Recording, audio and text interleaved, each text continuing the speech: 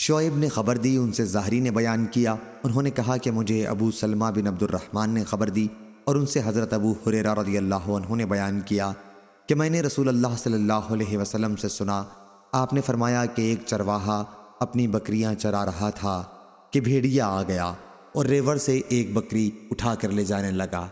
چرواہے نے اس سے بکری چھڑانی چاہی تو بھیڑیا بول پڑا، درندوں والے دن میں اس کی رکھوالی کرنے والا کون ہوگا، جس دن میرے سوا اور کوئی چرواہا نہ ہوگا۔